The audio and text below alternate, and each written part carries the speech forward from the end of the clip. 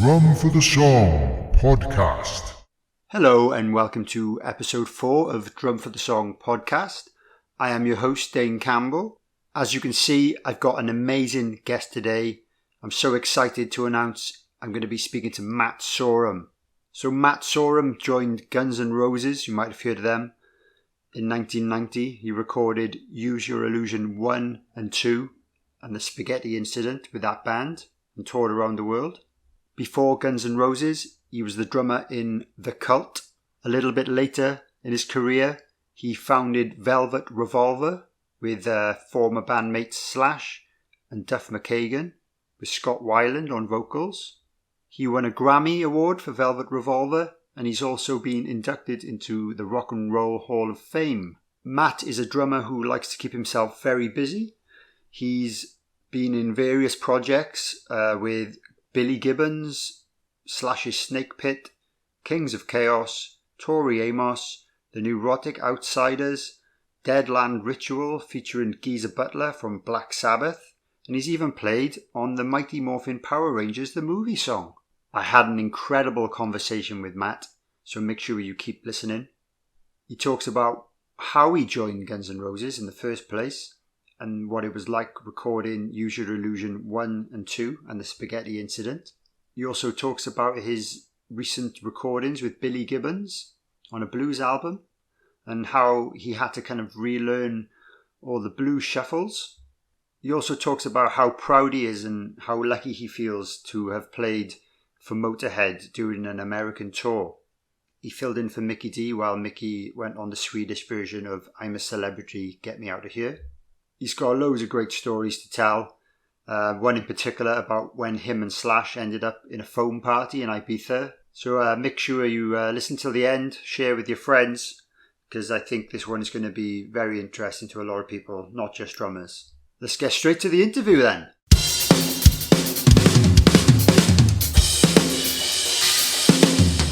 Drum for the Song podcast. So hello there, I'm very lucky to be with Matt Sorum today. How are you, Matt? I'm doing great, Dane. How are you, pal? Where are you? I'm speaking to you from my house in Wales, in the UK. It's almost bedtime here. I guess it's midday for you. Yeah, midday in California. Nice and sunny and warm. Today we got a little bit of overcast, but for us it's cold. It's like 75 degrees. I don't know what it is in Celsius. Yeah, that's a good point. I think that would be considered fairly warm here, for this time of year. I know. But it's been rainy and overcast today. It's not nice, but we get rain in California and everyone just crashes their car. I don't understand. We're really? like, rain. Crazy. It's funny because you guys get rained on all the time, and you're like, hey. it's like probably 300 days a year. I'm probably not exaggerating. When the sun comes out, that's a celebration. Yeah, and we've been lucky, man. So, but yeah, it's starting to kind of the end of the summer is looming. You can tell, definitely for us anyway. I think we had our summer really early this year, which was strange, but. Yeah, well, obviously, yeah. Welshmen. There's some great Welshmen. You know who I met from Wales? Who? Tom Jones. You met Tom Jones? Yeah, I had dinner with him. What? That's amazing. Besides your pops, Phil, he's probably the most famous Welshman, huh? I think he's definitely the most famous Welsh musician, I would say. Yeah. Yeah, well, yeah, definitely. I think there's a few actors out there, and who are some actors from Wales? My mind's gone completely blank now. One of the Batmans. Oh yeah. I'm having a mind fart.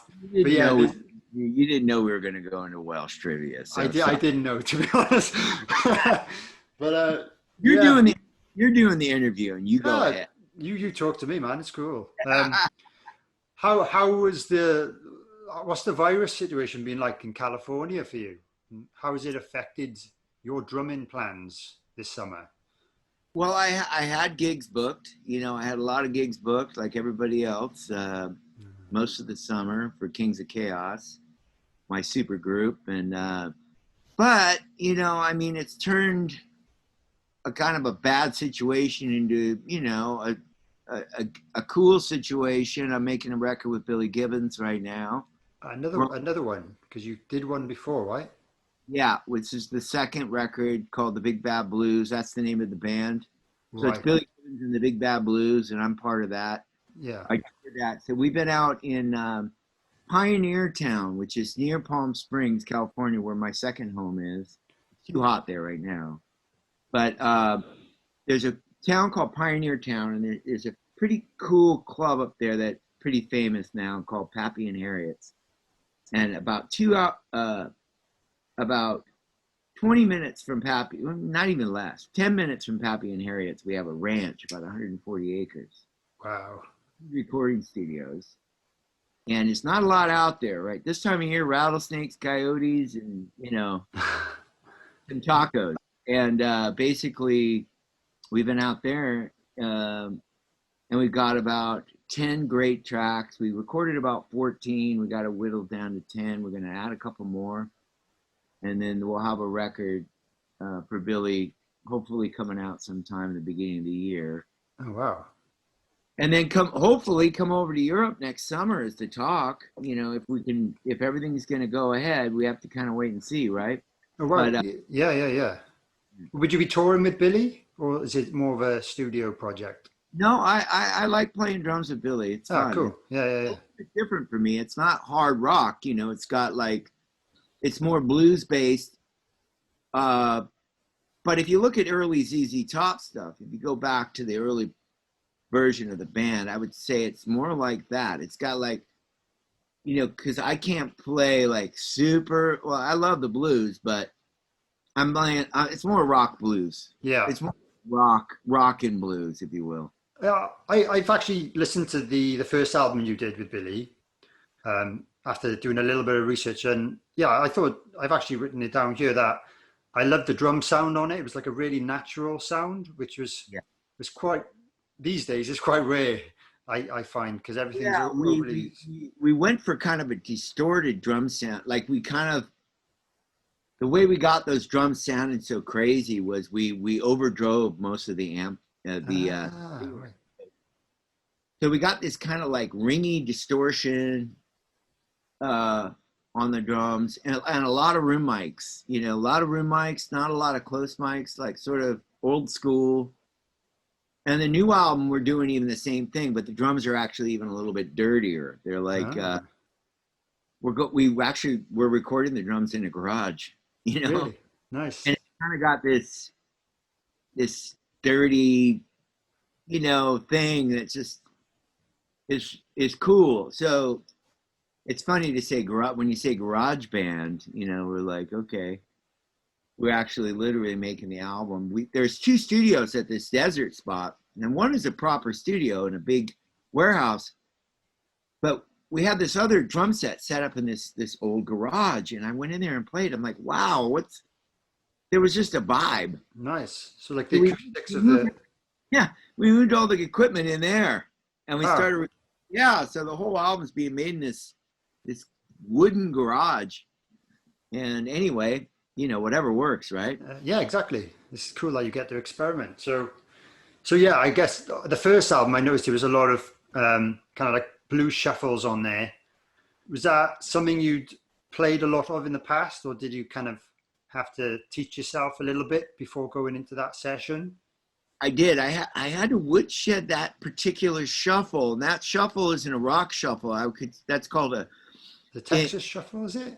Texas shuffle. So in proper terms, there's a few different versions of it.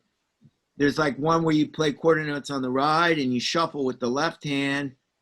The kick drum's doing the same thing as the left hand, ba-boom, ba-ba, ba-boom, ba-ba. Or you have a single note kick, quarter note kick going on underneath with the left hand shuffling and the right. Or you shuffle both hands on the 2 and the 4, and you play quarter notes, or you play the shuffle on all 3.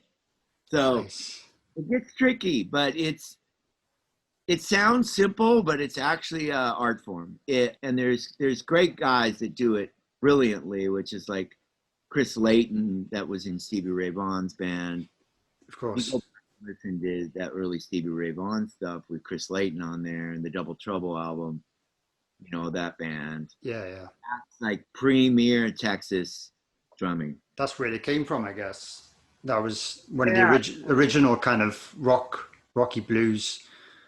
You know, I used to play it like when I'd play like, I can't think of a band I really did a shuffle with. I never did a shuffle with Guns N' Roses, really. I never really did one with the Cult, you know? Like, No. not even a rock shuffle. Or if you listen to a song by Queen, like Tie Your Mother Down, that would be a shuffle, right? But tie your mother down. But it's played more rock. Yeah. You know? I know what you mean, yeah. It doesn't have that Double-handed. subtle, like tasty thing going on in there. It's just rocking it, you know. I can't believe I ever did one with your. I can't think of a Motorhead song that would be helpful. I think the songs that have that feel, kind of triplet feel, but it's more of a snare kind of a snare drag ghost note kind of vibe. There's none that go like. No. There's a few that go like that maybe, but it's different. Go back to a lot of like 70s bands, like even Thin Lizzy and. That's what I was going to mention. Yeah, Thin Lizzy. Some of the older 70s bands, the shuffle was a pretty predominant groove. Yeah, man. Like, this is a song never seen before. It's called Easy Living. Uriah Heep, right? Yeah. Yeah, that's true. All that stuff. I can't think of it. There's a lot of bands out of the 70s. Yeah. And then in the 80s, things got pretty straightforward, you know, Motley Crue, like, boom, boom. Everyone was trying to like sort of like cop AC/DC or you know, Kashmir from Zeppelin. So everything got very like boosh, bosh, boosh, right? Yeah, it's very straight. And I guess then it went electronic for a while, right? Yeah, and then when Nirvana came along, you know, like and Dave Grohl, he started doing the skippy beats, down, but it wasn't a shuffle, but yeah, it loosened up the drumming for rock, right? And yeah, we were able to sort of like go back to like maybe like early Mitch Mitchell, Jimi Hendrix, and that style. He played a lot more. Drummers were allowed to play more, if that makes sense. yeah. It was a lot more free. The drum. Yeah. Mm-hmm. Nice. Yeah. It's great to see how people from those periods go back and then create their own kind of style based on everything that preceded them. I don't know how much further they can go in the future because I guess everything has been done, but it's always interesting to see unique players. Yeah, well, you know, you listen to, even like if you go and you listen to like hip hop music, which I don't listen to a lot of hip hop music. No, not me really. But when I started playing with Geezer Butler with Black Sabbath, and I always loved Black Sabbath, but I went back and I was really listening to Bill Ward's drumming on songs like Sweet Leaf. Yeah.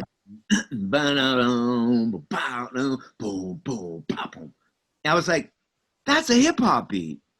Or some hip hop guy heard that, because a lot of hip hop guys were influenced by rock. But so it's an interesting thing because rock drummers, especially out of England in the 70s, Bonham, Bill Ward, even Ian Pace from Deep Purple, they were all influenced by different things, and it wasn't rock. Bill Ward came from like this whole triplet jazz feel. He was more of a jazz drummer, and especially Bonham. Bonham listened to a lot of Motown music. So if you listen to the way he played, like that was, that was Little Richard, right? Or Chuck Berry, or like, yeah, of course, yeah. I remember the intro that he played on that. It was exactly like I believe it was a Chuck Berry song or a Little Richard song. But anyway, he was influenced by this sort of like 50s music and then Motown. And obviously Bill Ward. So when I was listening to Sabbath, I'm like, wow, man. It's not the typical, like, as a rock drummer, you go like, wow, that's not like boosh, boosh, boosh, it's not that. No, It, not at all. it's swinging, and it's got this, the beginning of War Pigs. I mean, it's like this swing, ba boom, ba down, da doom, ba. 1, 2, 3, 4, 5, 6, boom, right? And you're like, what?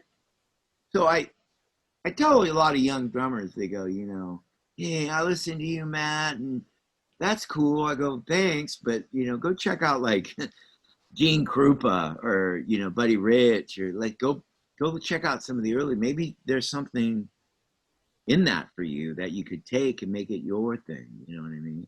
Yeah. Because I mean, I've been in so many different bands that I've always just sort of morphed to what the band wanted. It's like, when Lemmy called me to come play with, him and Pop, I was like, oh my God, it's Motorhead, and most of those grooves are boom baka ba boom baka ba, right? Boom baka, right? Yeah. So my biggest dilemma was like, okay, which one is this? Is this the booga baka boom baka, right? So I know what you mean. there's a lot of Motorhead songs, obviously the biggest, most famous songs of, Ace of Spades, Bomber, Eat the Rich, all those sort of songs that had different feels, but that was a different style, and it still had to be aggressive. So as a drummer, it's about the groove, but you have to put attitude into it, and you got to make it sound rock and roll and aggressive. Yeah, powerful. Yeah, now it's like you can't take a jazz drummer and throw him into Motorhead. It doesn't work like that. It's like you need to throw down. So there's an energy, a physicality, but there's subtleties in the music that Lemmy came from a time when out of the 70s, and Phil and those guys listen to all that music. So it's not just a punk rock band. You're not just up there bashing away. This is like, so every band that I joined, I always studied that. And like when I joined the Cult, the Cult had music that had come from like, British sort of goth. They came out of that.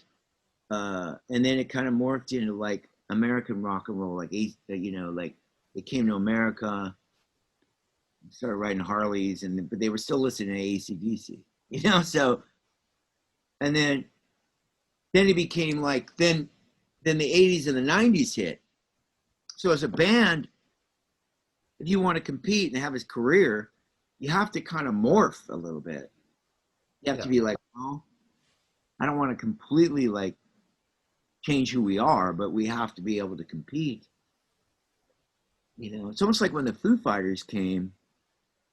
I remember Velvet Revolver when we did our first record, and all those beats were like, where the Foo Fighters, and all of a sudden everything is really rigid. Queens of the Stone Age, right? So I was listening to that going, well, let's be aggressive that way. So if you go back and listen to the first Velvet Revolver album, there's a lot of that kind of shit going on. Like, yeah, right? that's true. Yeah. So you said it came off punky, but it was modern. Yeah, but, it fitted the time. Yeah, if that makes any sense at all. It's sort of like, rhythmically, I think the world moves rhythmically. Interesting. And people ask me, what's the difference about music now and music in the 70s and music in the 80s? And I usually say the drugs that people are taking. If you're going to a rave show, yeah, you know what I mean? Oh, yeah. What are you doing? Well, I've been to one, I wouldn't call it a rave, but I went to an electronic dance event, totally sober. I was driving and I had fun, but it was mainly because I was just watching people. I don't know what they were on, but they were having a good time, They were having a good time. You were like, huh? I felt like a complete alien because it was the first time I'd ever done anything like that, and it was my brother-in-law. That's what he does. He does the music. He creates electronic music. Oh wow. EDM. I don't know what it's technically classed of the genre, but he's really good at it. So I thought me and my wife we went to support him. It didn't start till like 11 p.m. something like that, which is crazy Yeah. because normally like gigs finish like rock gigs finish by 11 normally, especially in this part of the world. I don't know about the States. I don't know. It's funny that you say that because one time I was with Guns N' Roses. We were on tour, and we ended up on that island, Ibiza, right? Yeah, yeah, yeah, yeah, yeah. And so this is the early '90s, like '91, and I think we were on like a little break because we had a big gig in England at the old Wembley Stadium, Wow. about a week off. So we all headed to Ibiza, Spain, and me and Slash are like drinking in this bar. It's like midnight or 1 a.m. The guy, and me and Slash are like, "Hey," guy was saying like last call or something. We're like, "What?" And he's like, and we're like, "Is there any other bars open?" He goes, "No, but I know this club. If you go down the road, blah blah blah blah blah, go past to the right."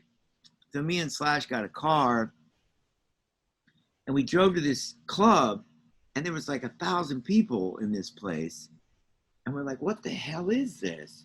And we hear that sound. This is '91, right? We're like, "What?" And that sound was like so powerful. And I remember we they didn't know who we were, and they're Slash, and I'm like, got my head, we look like those guys. Yeah.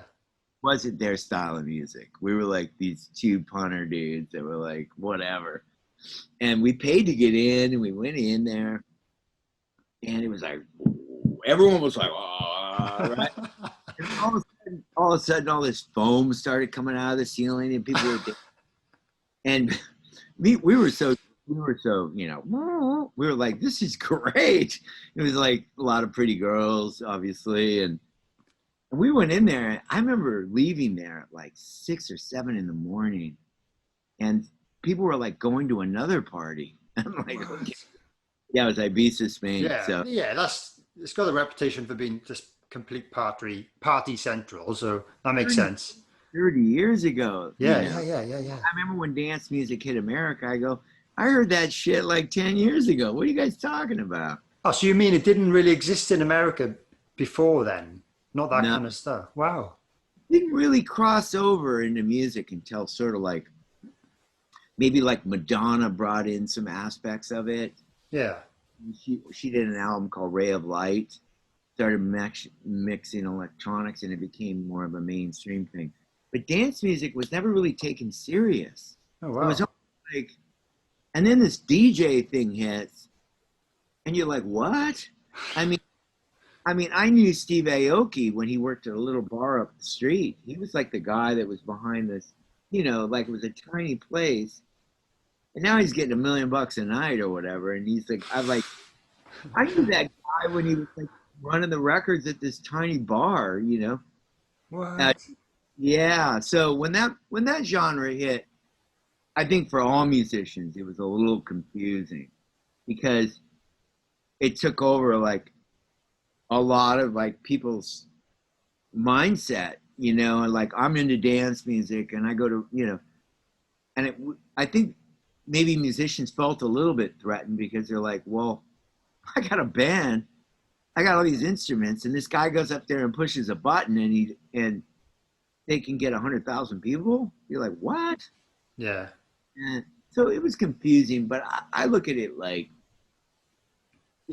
music goes through waves, and everything's about, you know, listening to what's happening, experimenting. Not to say that I use a lot of electronic stuff in my music, but listening to it with an open mind and going, wow, there's some heavy DJs. I listen to Skrillex and some of these guys like I think he uh came from like a rock metal background, didn't he? Skrillex.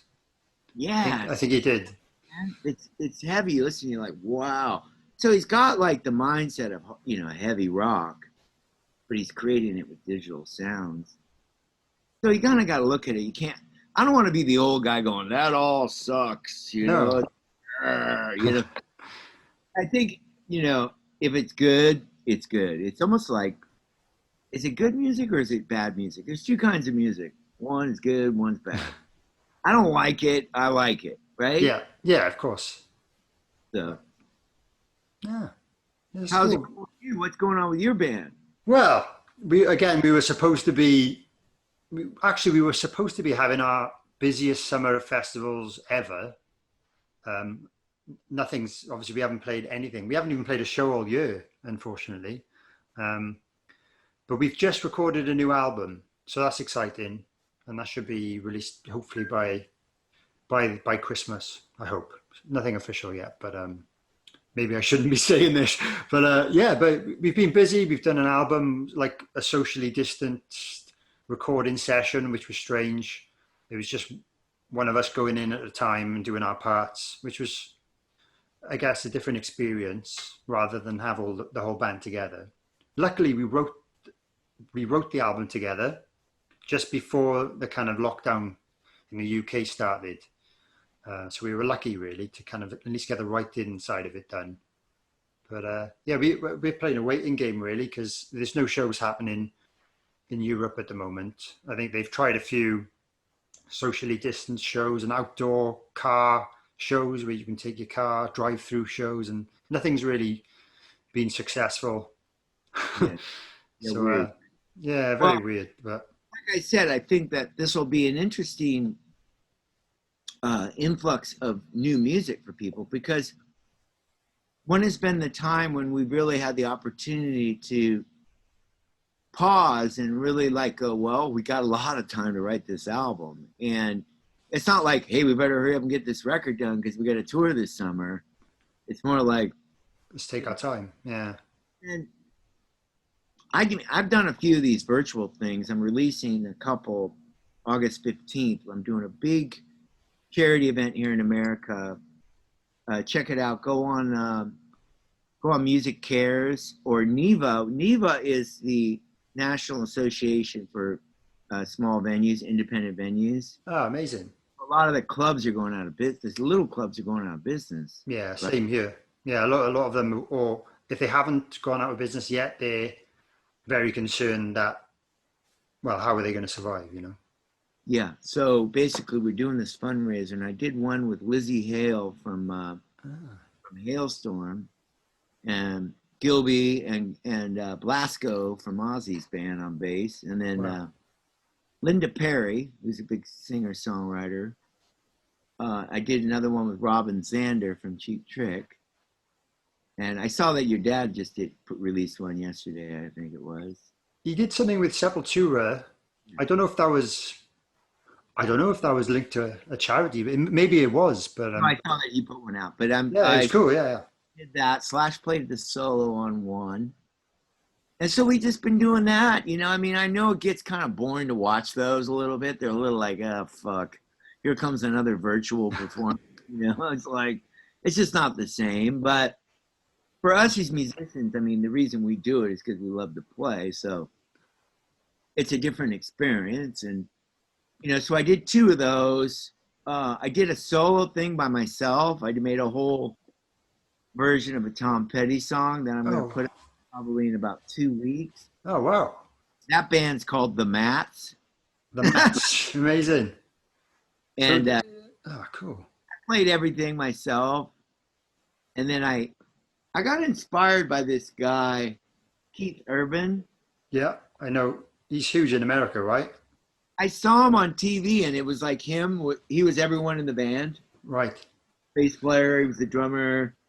He did a virtual thing. I'm like, I want to do that. So I went and recorded all the instruments, and then I shot the video like that.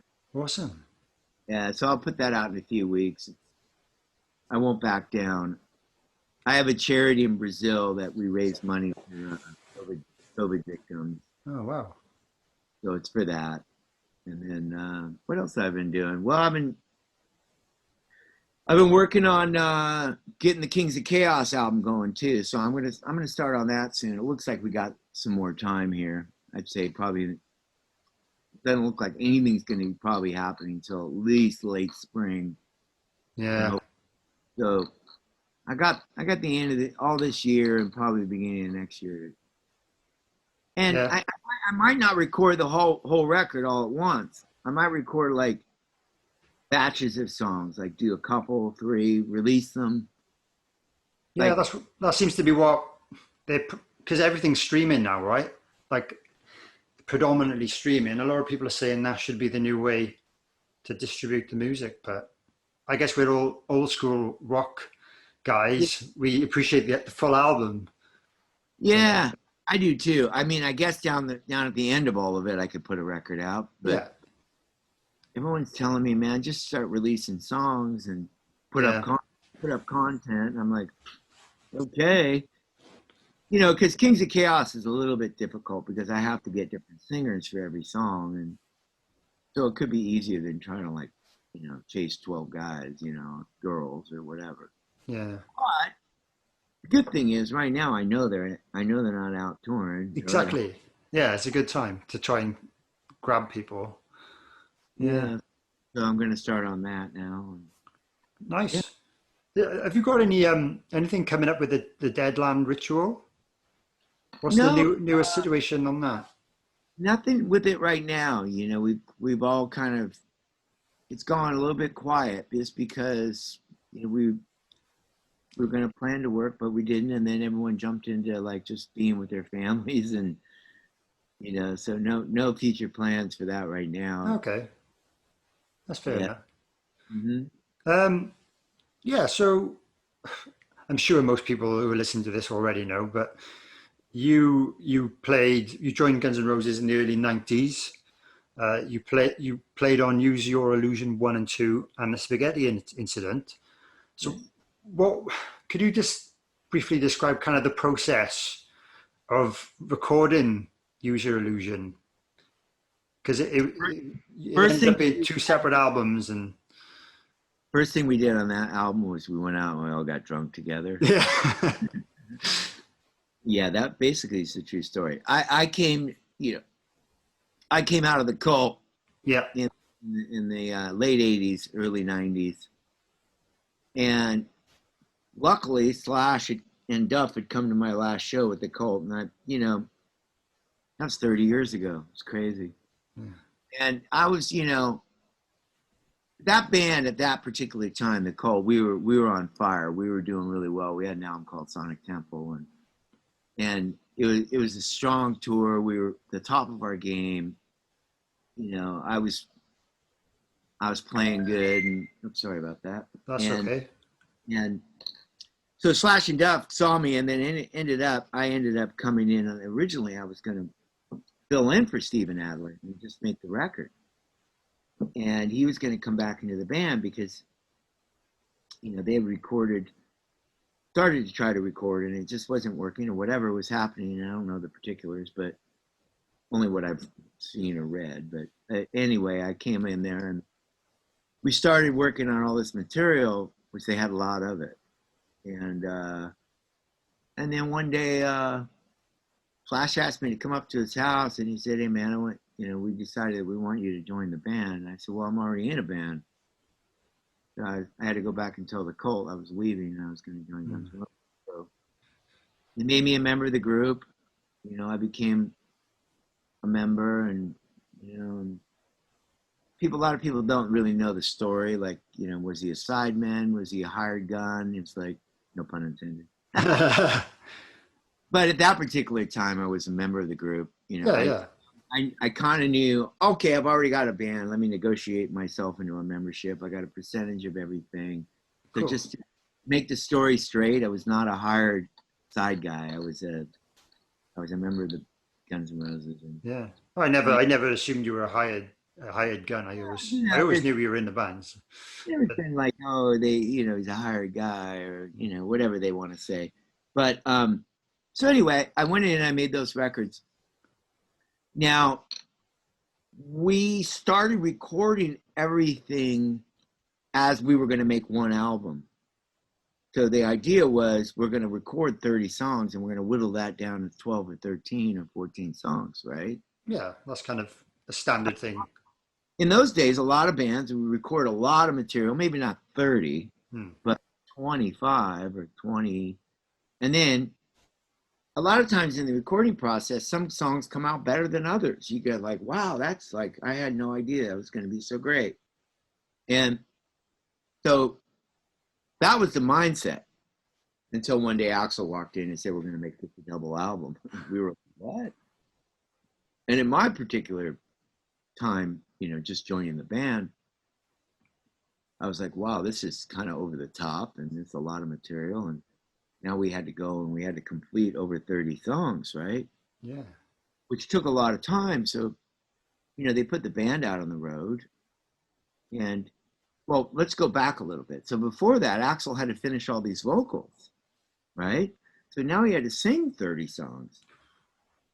So we started recording the Spaghetti Incident while we were waiting for Axl to finish the vocals. Right, okay. So those particular records, that record, Spaghetti Incident, was done before we even left to go on tour with Use Your Illusions 1 or 2. And I don't know if that story's been told before, but I think. So, you know, Duff would call and say, like, hey, man, let's record New Rose, you know, by The Damned. Or, you know, or let's do Fear. Let's do Fuck You by Fear. Because he was a real punker, you know. I wasn't a punk rock guy. Right. I was really sort of like, I like Sabbath, Zeppelin, you know, all the typical, and I like a little bit of progressive music, but I wasn't like, punk rock, you know. But Duff was a punk guy, and Slash was more like me, more classic rock, Aerosmith, you know, and maybe we went over to bands like Nazareth and like, you know, he liked UFO, I liked UFO. Nice. Of course, Motorhead, you know. Motorhead was like for us as rockers, was always the band that had the attitude of a punk band, but played hard rock and roll, which I never considered heavy metal. No. I considered it hard rock, and I know that Lemmy didn't like being called heavy metal. No. It was a rock and roll band with fucking, you know, grit. Yeah. So Guns N' Roses was sort of a mishmash of that. Like the bands that they modeled themselves after, right? It was Motorhead, you know, a band out of Australia called Rose Tattoo. Yeah, I know those. This Angry Anderson, and there's this guy. They were fully tattooed. It was like the first band, you know. Even when I joined Guns N' Roses, I had like one tattoo, and I remember going in and getting like completely, you know, like nice. Oh shit, I'm, you know. I'm a virgin. I better get this. So I remember going in and do this. So we did the Spaghetti Incident. And then we started out on the Use Your Illusions 1 and 2 big world tour, and we hadn't finished the records yet. We hadn't even finished the albums. And we had about 3 months of touring where we were playing songs no one had ever heard before. Oh, right. Didn't know that. Wow. You got to remember, that was pre-internet. So yeah. No one would be able to get away with that now. True. You know, we played Rock in Rio. If you go back and watch, we opened with a song no one had ever heard, but the place still went nuts. We opened with a song called Pretty Tied Up, which was a really cool song that actually should have been a single, but we had so many songs.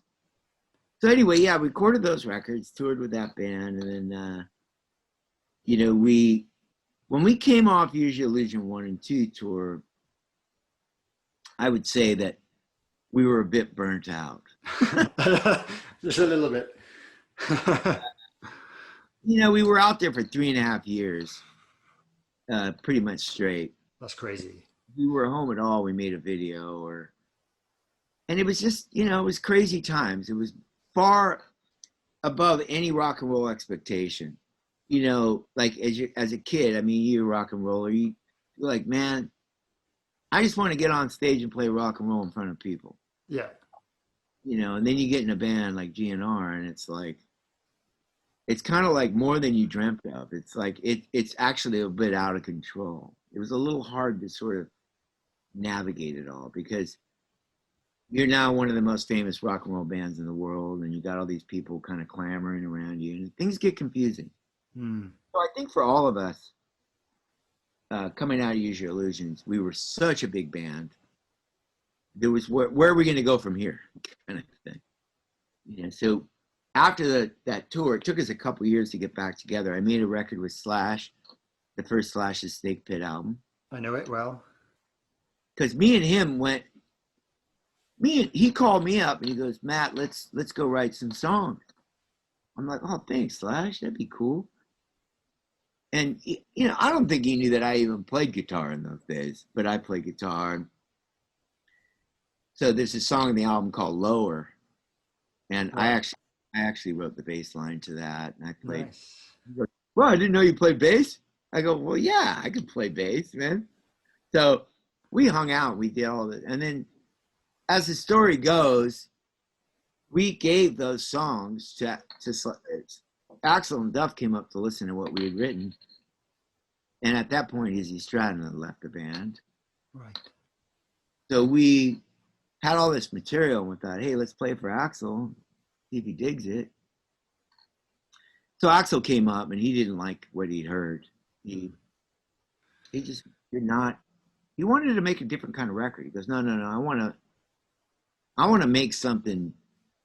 He was listening to like Nine Inch Nails, and we're like, right. whoa.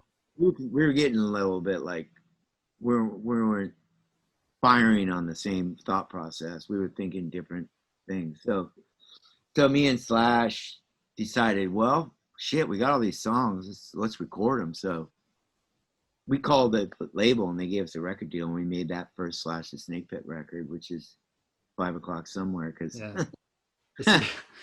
It's strange, man, because I've got an older brother who plays in my band, and I guess he must have bought that album, around when it was first released. So I always remember that being played in the car, in the house. And I recently checked it out again, when I found out I was speaking to you, and the songs just came back to me so quickly. There's some great songs on there. Yeah. But yeah, I didn't know that was the story behind it. That was an interesting time for Slash, though, because you got to remember, Slash had been in a working environment with the thing that worked for Guns N' Roses was obviously Izzy Stradlin, and the fans always say, well, where's Izzy? Because Izzy's songwriting capabilities were like he could come up with a basic core of a song. He could come in with like chord changes, like, I used to love her, then I had to kill her, or Patience. And then Slash and Duff would put like a riff on top of it. And then now there's a riff. So like, right. Maybe it was just take me down to Paradise City where the grass is green and the girls are pretty. But, so those two and Izzy with Axl's lyric, and Izzy wrote lyrics as well. Okay. That combination of guys, that was that collective. And then when Slash went off to do the Snake Pit thing, now he had me, and he was, which I was discovering my songwriting abilities. Because I didn't really write songs with Nicole. I didn't write songs for Guns N' Roses. I was there. As a drummer, I did my part to elevate the music. And Slash gave me my first publishing. I had publishing on that record. I was like, wow, this is cool. Yeah. Then I learned about publishing. I'm like, wow, this is like something I want to do more of. And so for Slash, it was like basically here he was on his own in a way with just me. And he was discovering that he could come up with songs on his own. And when we got back into Velvet Revolver, then when we started Velvet Revolver, I was like, I write songs. I'd done a solo album. So I jumped right in. I was like, here, I got a song. What do you guys think? And they're like, oh shit, Matt's got songs, And I wrote Set Me Free. Me and Scott. Oh wow. Everyone's got publishing, but everyone knows that that was the first song, and I had the riff on the guitar. So, but the thing that worked for that band is we were all chucking in ideas. We were like, what do you think? And we try to be, it's hard when you're in a band, you got an idea and someone goes, I don't know, man. that could be like, you got to be careful because you don't want to hurt someone's feelings. Cause Yeah, I know what you mean. like a weird thing. It's like, hey, I got this riff. What do you think? But I was always taught to really have an open mind about it and be like, well, let's try it. Even if at first you didn't like it. Yeah, let's 'Cause try it. Yeah. I got to be honest. Slash played some stuff. I'm like, I don't know, man. I'm like, or any one of the guys, or even myself, it'd be like, maybe you'd see a look on their face. It'd be like, but we were all taught sort of like, okay, let's just try it. And then if it didn't work down the line, we kind of, it would organically move out and something better would come in. But I found that working with those guys, it was such an open environment that I started just like, I'd go home at night and I want to write more songs, Wow. So that first Velvet Revolver album, I'm an equal writer on those records. Awesome. The second one too. Good. And that gave me, as a drummer, a lot of inspiration to go forward and do more things, And the new Billy Gibbons record, I'm a co-writer on all that material. And before, I used to be a little bit afraid to like approach, like, how are you going to walk up to Slash and play Slash a riff? You know what I mean? Yeah, exactly. Yeah. Got to have a lot of gonads. Like, Yeah. wow, I got a riff. He'll be like, I got riffs too, Like, funny, right? That's so cool, man. I didn't know. Well, I knew you played other instruments, but I didn't really realize how much you got into the songwriting thing. So that's really inspiring, and I think it helps you understand other instruments and how they work by playing them yourself and writing. Which I guess some drummers will only play the drums, and maybe they haven't had the opportunity to try a guitar or anything like that. But I think being a multi-instrumentalist generally helps you understand the relationships between the instruments. Yeah, I think as a drummer, it's an interesting thing because you look at a lot of drummers as a rhythm instrument. Here you are, the foundation of the band, if you will. At the same time, you listen. I've always tried to be a song drummer, so I'm always listening outward. Like, what are those guys doing? I'm going to try to pick up the rhythm of what they're playing and work that into my groove or whatever. So going the other way around, I mean, especially if you look at guys like Don Henley, Bill Collins, of course, Dave Grohl jumped out as a drummer. Yeah. You listen to the Foo Fighters, that's so rhythm driven. It's all about, from what I understand, he records the guitar parts first and then cuts the drums second. So he's got the rhythm. The guitar is such a rhythm instrument, and he knows in his head he's going to put the kick drum on that. Yeah. Right? And so that's all already manufactured inside. Now, if you try to teach a guitar player that, he might not think, oh, that's exactly where the drum beat's going to go. But for a drummer, you're thinking it the other way around. Like, I'd be like, Slash, you got a groove? You got a beat for this? And it'd be like, oh, not really. Right. Okay. What do you got? And it'd be like, I remember one time I wrote this song. Actually, it's on the Snake Pit album. I can't remember the name of the song, but it's a 5/4 groove. And I had this beat, boom, boom, boom, bop, boom, boom, bop, boom, boom, boom, boom, bop. And I was playing the beat, and Slash goes, I got a riff for that. I could pull it up. I can't remember the name of it. Yeah, but I know me. It's on the first record. But the beat came before the riff. Awesome. But the riff. And I remember I said to him, well, I inspired the riff, so let's talk about, who's I need to get credit for that. Yeah. It's like, now, this is always the thing with pop, when you're in a band or whatever, bands have a hard time deciding, well, I wrote the song, I came in with the whole song, so I wrote it. But if you're in the room hashing it out together, if you're in, like, they call this Nashville rules. If you're in Tennessee and everyone, 4 guys come in a room, and they start working on an idea, well, all four guys wrote the song. That's how every band I've ever been in. Luckily, we've always said everyone splits everything equal, and it just gets rid of any arguments. Yeah. So I think that's fair. You're still spending the same time, writing and recording, but I guess there's arguments for the other way as well. But as a drummer, let's say you're in the band and you're there and you're in there huffing it out with the guys. I mean, if the band wants to say, dude, you're the band, we're working this out together. Yeah. I think down the line, it probably saves problems. Yeah, that's what I mean. Yeah. From my experience, if you look at bands like the Red Hot Chili Peppers and you look at the song titles, everyone's equal. Cool. Then there's other bands, maybe I've heard that Foo Fighters are like Dave Grohl's like this, and then there's this. And he walks in he goes, I got the song. Now let's work it out. So there's so many different ways, and I guess this would be a master class on being in a band and how to like work out we could do that. We could do a master class on the business of rock and roll and music and everything. But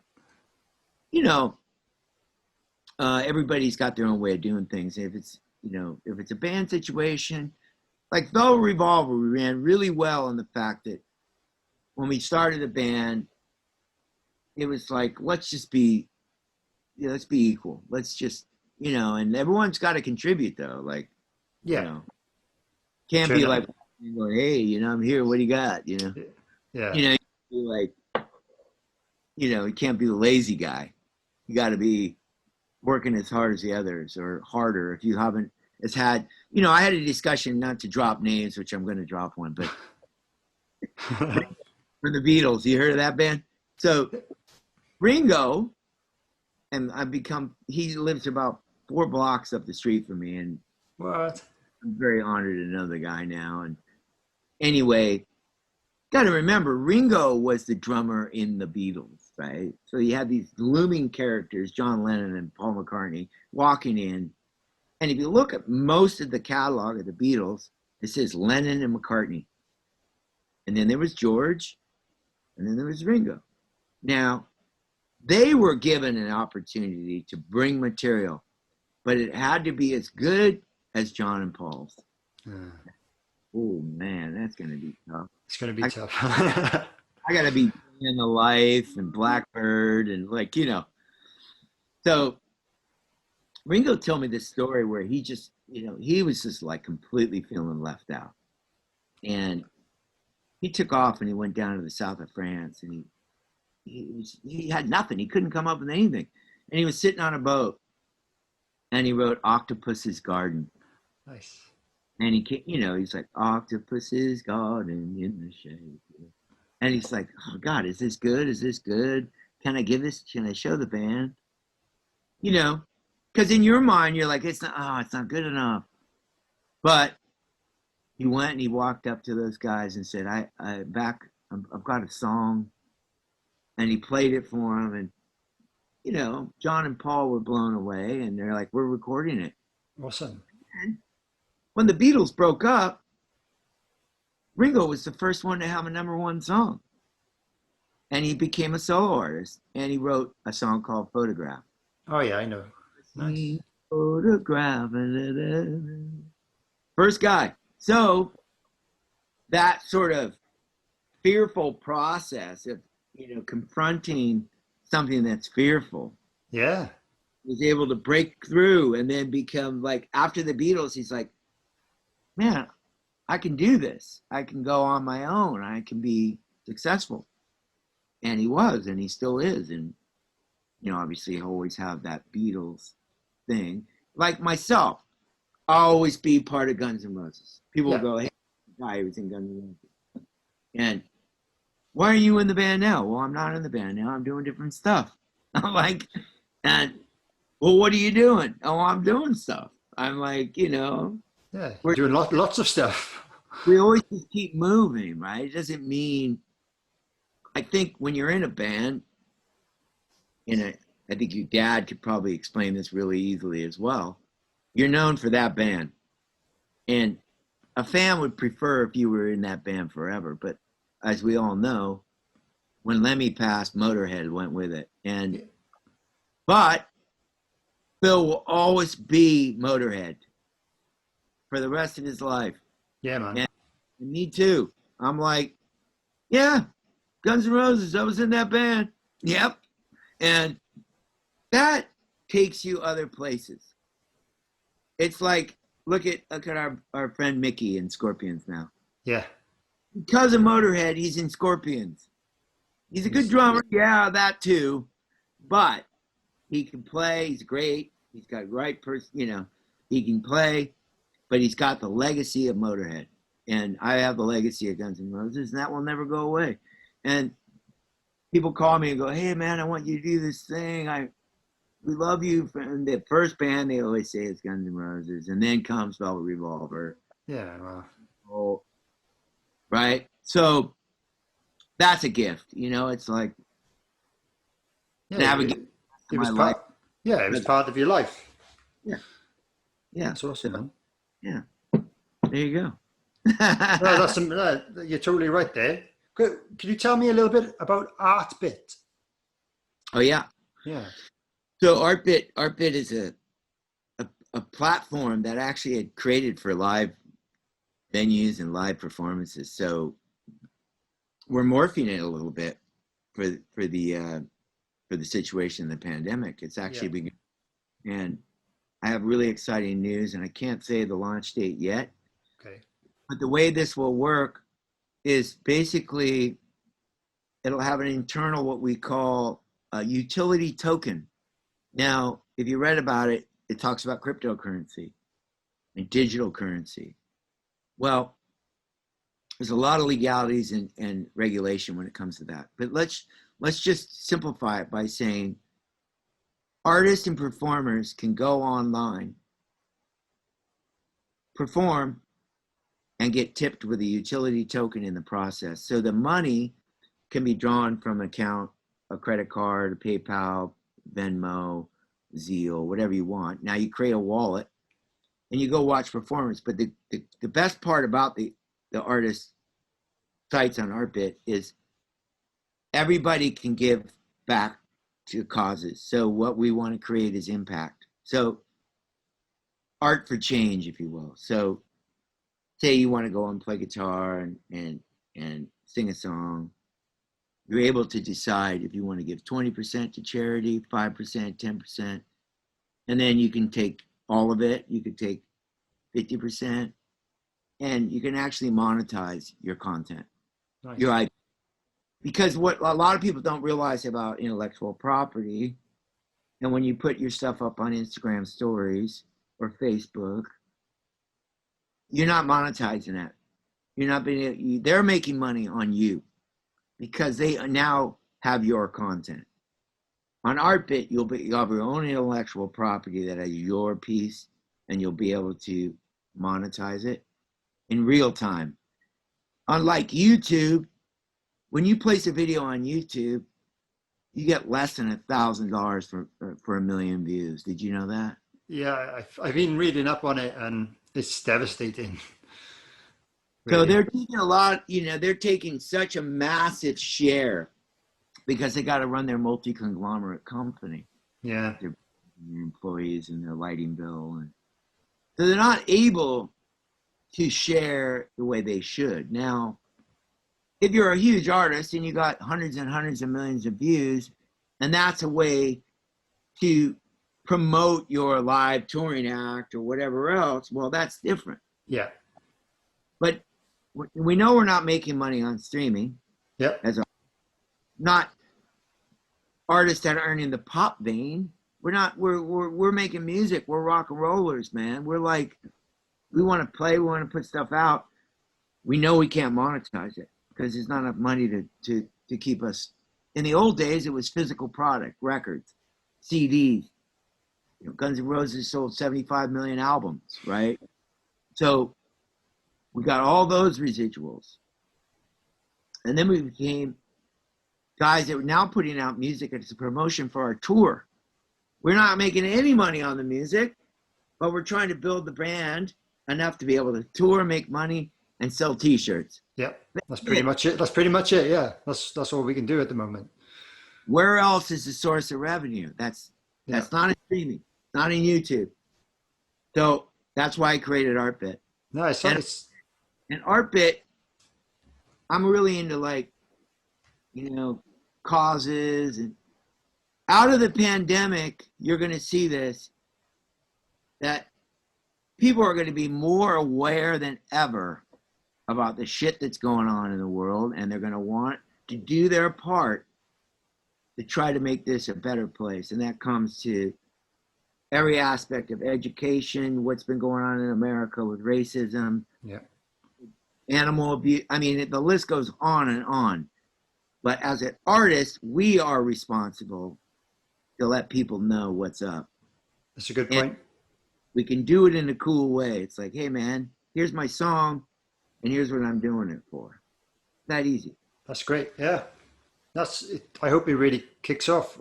I hadn't heard about it till today. I was reading up and I was like, oh, wow, that sounds really cool. I'll have to ask you about that. But yeah, thanks. Yeah, I've been working on it for about 4 years. So can anyone can sign up to it or make an account? How? Yeah, well, it's not up yet. So right, I'm right. At Davos in Switzerland last year, going over some of the particulars. But like I say, we've morphed because of the pandemic, because it was going to be a live venue instrument. Right. So you can use it as a camera. It's on your phone. It looks just like Instagram or Snapchat, any of those things, but it's all about art and music. Awesome. Amazing. And, if you have to be a performer to get on there. Yeah. This isn't TikTok where you're dancing around like. No. I hate that. Like, I hate it so much. Because people will keep you down if you're not, basically. Yeah. And cool. I will launch with some bigger artists and get it really circulating out there where people know about it. And like I said, I feel really good about the impact part. When I say impact tech, people are getting really tired of watching celebrities on Instagram, influencers, if you will. The one thing about the pandemic is it's equalized the planet. It's equalized the human race. Yeah. We are all one people more than ever. You're not, because you can get this shit too. Yeah. And so when it comes to equalizing everyone on the planet, the communication is like, you're exactly like me. You're no different. You're not special. So don't dance around on your Instagram and expect me to look up to you, because you're just like me. Okay, yeah, maybe you're Kylie Jenner or whoever you are, but I'm not impressed. I'm just not. I'm sorry. And it's kind of a bad look for a lot of these influencers right now, thinking they can do that. And people are struggling in the world, man. Yeah. The regular folk that get up every day and go to work and have a regular job. And who wants to hear some celebrity or some rich person get on their Instagram going, we're all going through this together? Well, while they're sitting in their mansion. It's like, you don't Yeah. You don't know what I'm going through, man. No. We're down at the corner bar that hasn't been open for 6 months, right? Yeah. Or I got a regular job. I only say this because, I came to Hollywood with $40 in my pocket. So you know what it's like. I know what it's like to eat top ramen and like struggle, and probably one of my greatest fears is that I'm ever in a position where I have to, have a real job again, because I've been lucky and blessed and grateful that I've been doing music and make a living. So I'm just saying the future of what happens after this pandemic is, number one, if you're not a kind person and you're ego driven and you're out there for yourself and you look at me, it's not gonna fly anymore. People are like, nah, man, we just lived through the worst catastrophe in the history of the world, and that ain't how we're playing it anymore. No. And that's where Artbit comes in.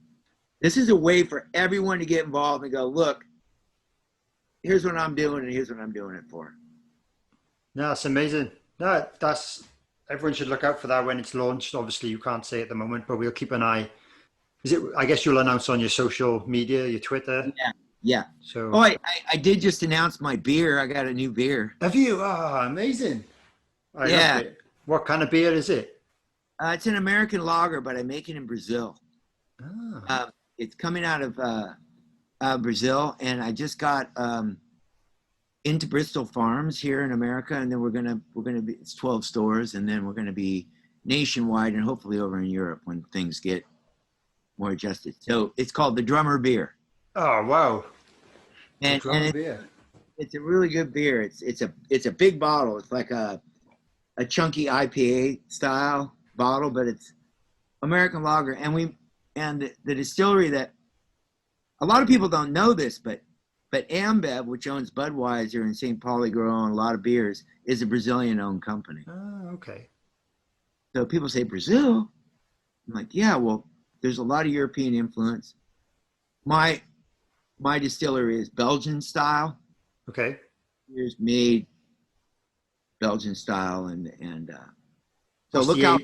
yeah, what's the ABV? Um, the ABV. Maybe like the alcohol percentage. Maybe you use a different term in America. Oh, the ABV. Oh, yeah. I have to see what we're going to do for America, and then we might bump Right. it up.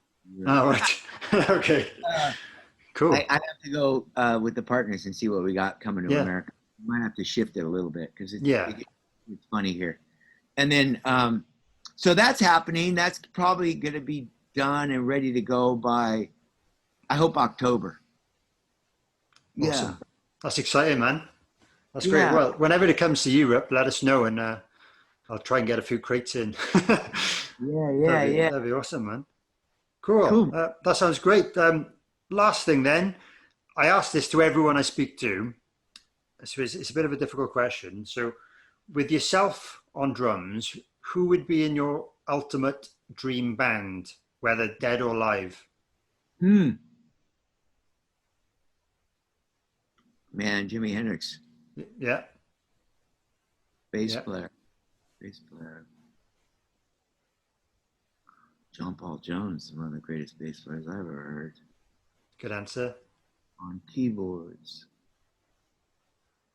God, I always loved John Lord on keyboards. Good answer.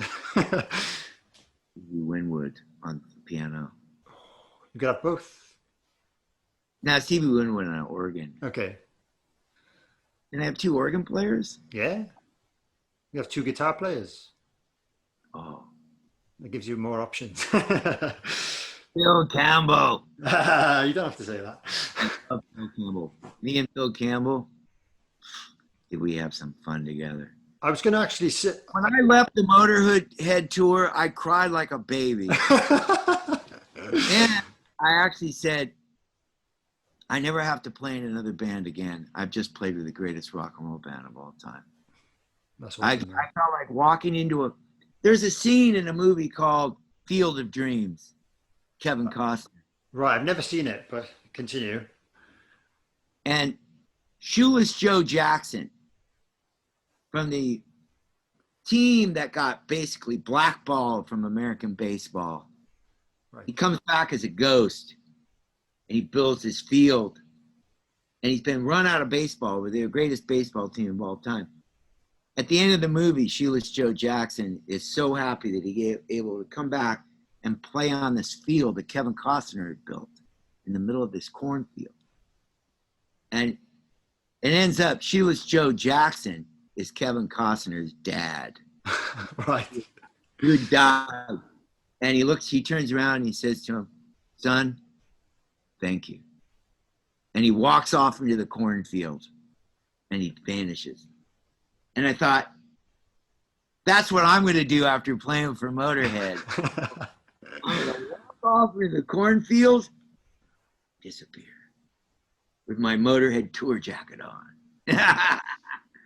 Because I was, and I say this to Phil, and when Lemmy was alive, I was honored that, I don't know why they fucking called me. I'm like, what?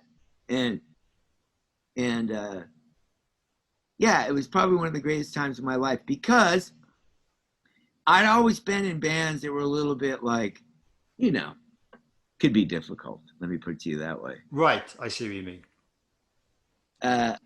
When I were out with Motorhead, we were on stage every night on time. We played a rock and roll show, and let me open with the immortal words. We were Motorhead, and we play rock and fucking roll. Yeah, exactly. And we kicked in and fucking came off stage, and it was just like, yeah, that's how it's supposed to be done. Just like that. Yeah. Of course, I watched that band many times, but I'd never been in the energy of it. Like, and I'm up here with these guys. Holy shit.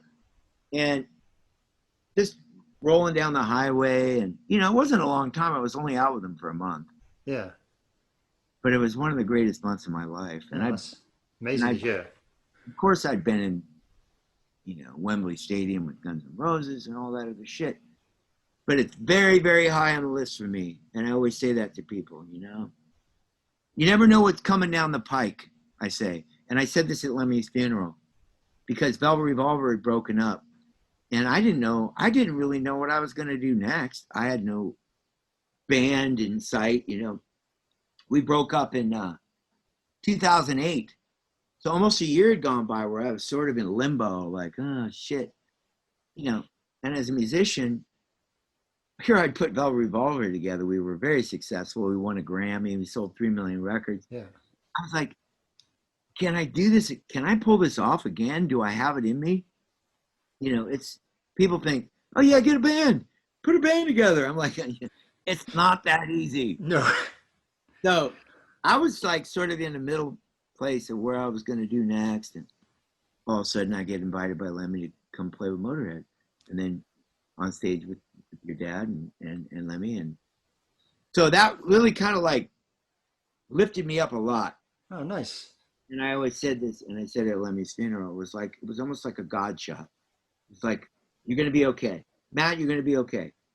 You're going to move on. You're going to keep going. And when I left that band, when I left that tour, that small tour, I formed Kings of Chaos, and I started doing my own thing. And Awesome. like, so yeah, I was a very, you know, and then similar to the call I got from Billy Gibbons to join his band. It's like that moment when you don't know.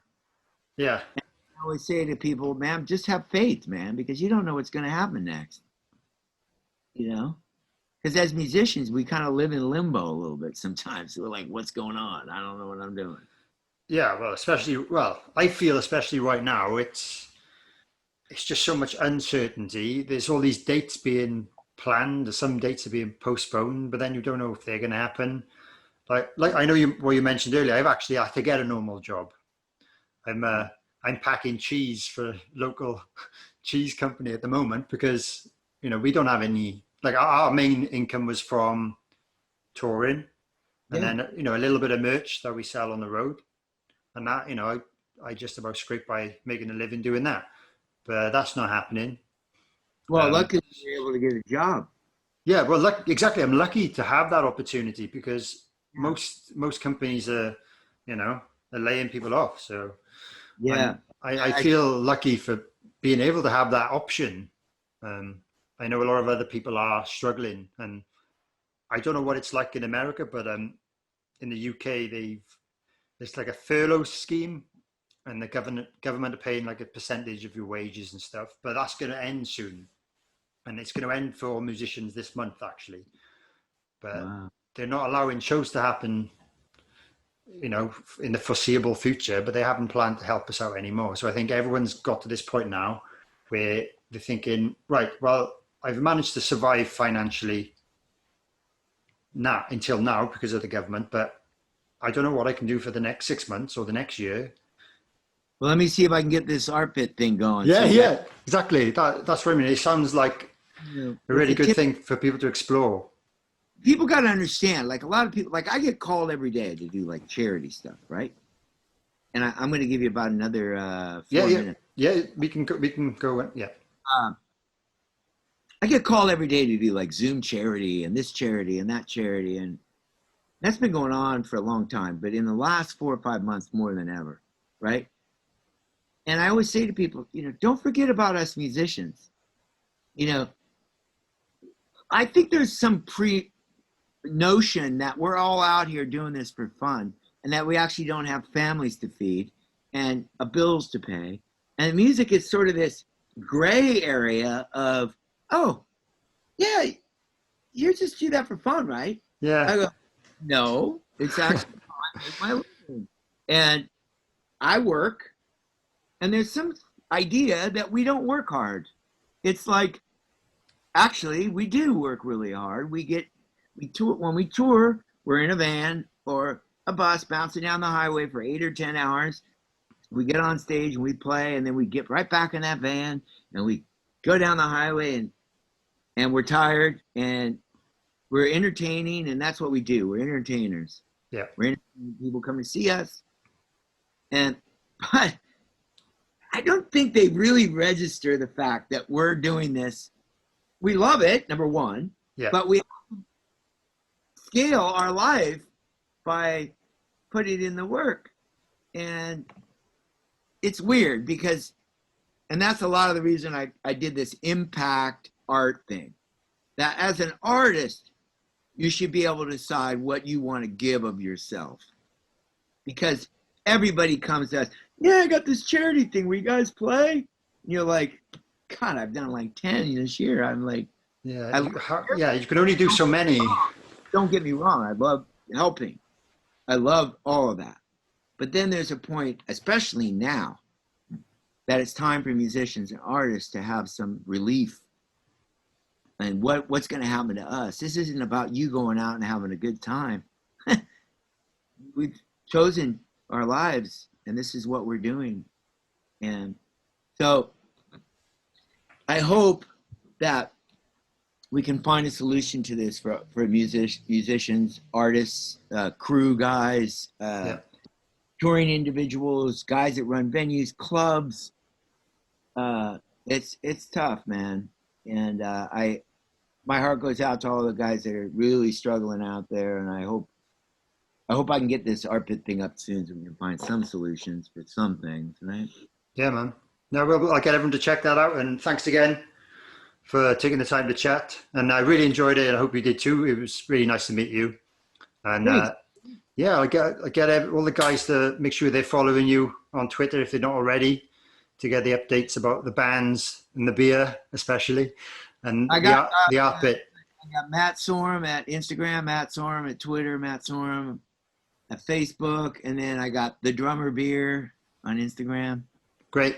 I'll find them all. That's amazing, man. Enjoy your day. Thanks so much. Take care. Brother. Bye. Take care. Cheers. Bye.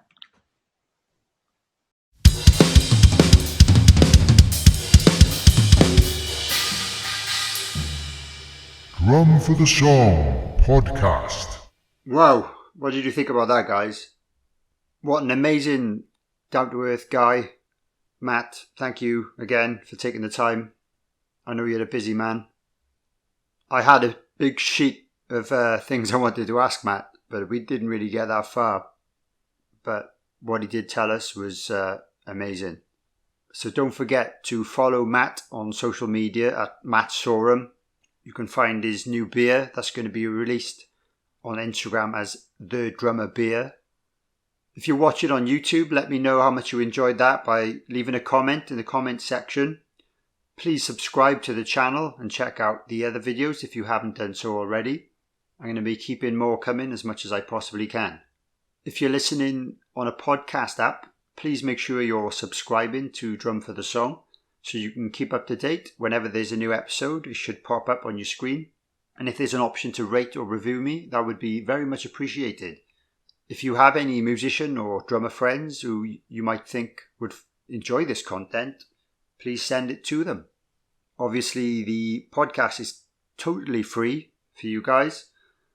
If you really, really enjoy it and think you'll enjoy more, there are a few ways you can support me financially if you wish to do so.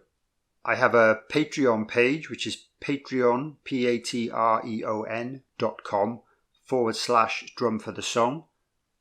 Patreon allows you to sign up and make a monthly donation to me, as a maker of the content. In return, I try and give you back some, bonuses and exclusive content. There's a new tier that I've just created for £1 per month, which is a basic thank you very much for the podcast. You'll also get access to a private Facebook group with my other patrons. You can mingle with each other, get sneak previews of upcoming guests, access exclusive competitions, and get advance access to any merchandise that I might put out in the future. The next tier would be £3 a month, and the extra benefits for that would be that you get access to the podcast episodes at least one day before the official release, and you'll unlock the private content on Patreon, including a monthly bonus episode starting from August 2020. The tier up from that is £5 a month, and you get all the stuff I've just mentioned, but you'll also gain access to a monthly group Q&A video that I'll do via Zoom. I choose the time and date myself. If you're feeling really, really generous, there is another tier called the Groove Masters. That's £10 per month. And the extra benefits of that, including all the things I've just mentioned, are I will offer you a guest list ticket or free entry to a Phil Campbell and the Bastard Sons headline show. I will offer you the opportunity to ask one of my future podcast guests a question. As a thank you, I will put your name in the description of any future podcast while you're signed up.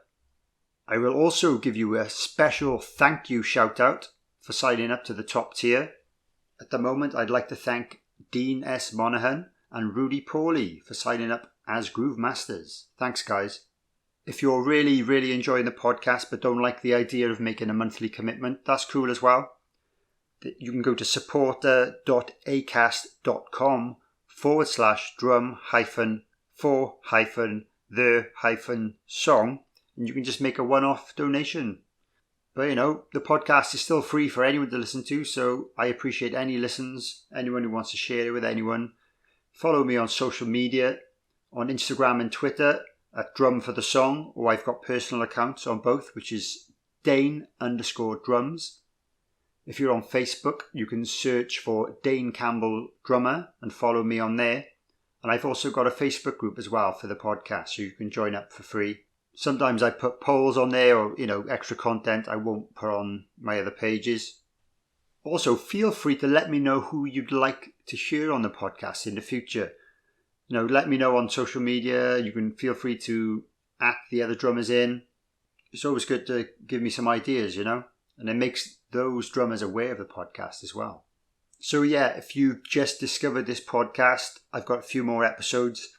If you want to go and look back, I've spoke to Nigel Glockler from Saxon and Ryan Richards from Funeral for a Friend.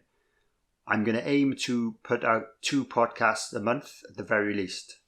I think that's all for today. I hope you've enjoyed. Thanks again to Matt Sorum for being a complete legend. Until next time, and if you're a drummer, don't forget to drum for the song.